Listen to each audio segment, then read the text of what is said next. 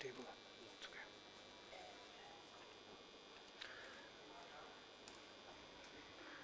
Good evening.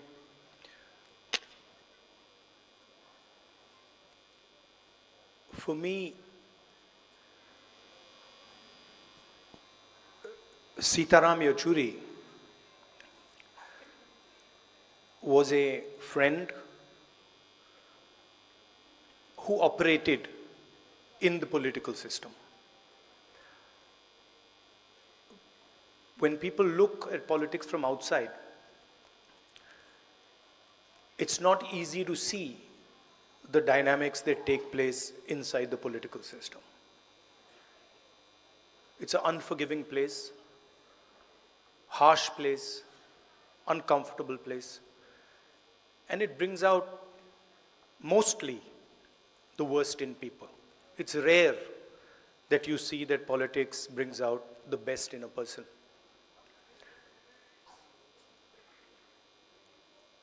And I saw Mr. Yechury from the first day I started in my political journey. And I observed him quite carefully. And what I found was a person who was flexible, who listened, who, even though he was on the opposite spectrum ideologically, had the ability to understand where we were coming from, and he also allowed us to understand where he was coming from. He was a bridge, in a sense, between certainly the Congress party and other parties in the India Gathbandhan. There are people who are visible and they are up front, you see them. And then there is the glue that is not visible, that is hidden, but is actually what holds the structure together.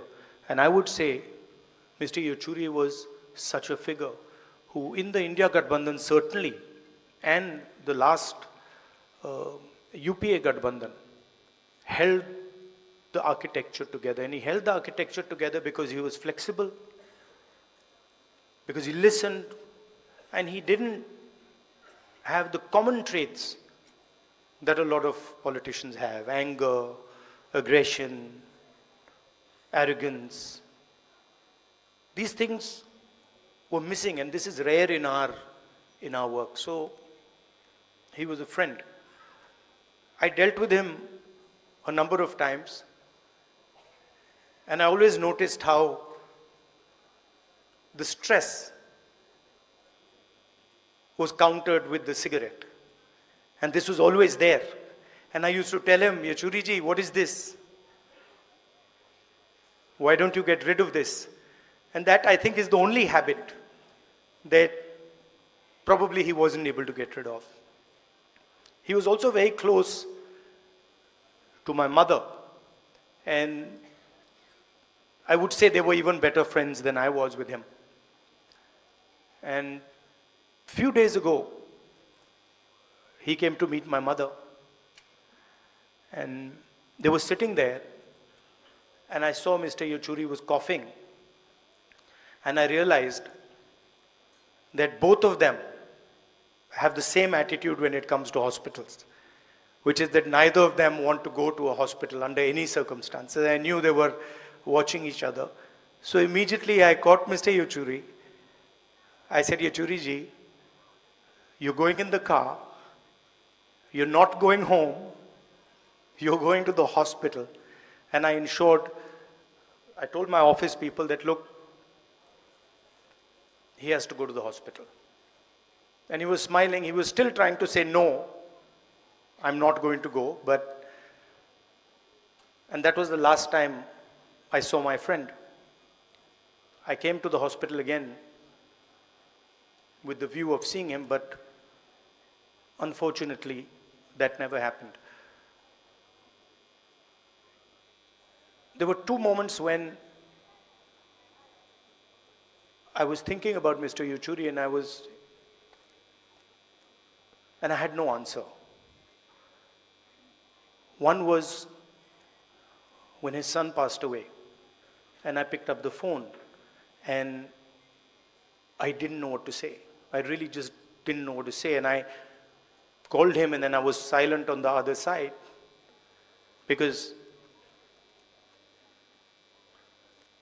of what he was going through. Probably the hardest moment of his life. But then I met him a few days later, and the same Mr. Yechury, tough, brave Mr. Yechury was back. And then the other time I didn't know what to say was when I was writing to his wife after he passed, and I was trying to, I had got a draft. We get drafts of letters, and the draft just didn't fit. Normally the draft fits, and this draft just didn't fit. I had to cancel out everything. And so I was thinking, what do I say to his wife who's going through such a hard time? And the only thing I could say is that he was a person you could trust. He was a person that you were sure, 100% sure, that he wasn't compromised in today's situation where there are pressures. It's easy to get compromised. He was not compromised. And whatever he did, he always did for the interest of our country. Every single time, his starting point, and maybe my brothers in the left might not like it, but his starting point was India. And that was the point from which he began. And of course, after that was his political ideology, his political conviction.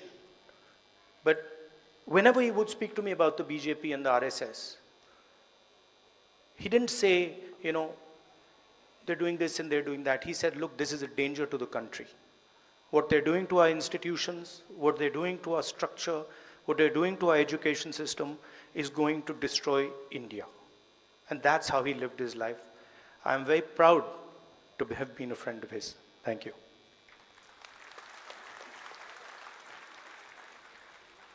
अब मैं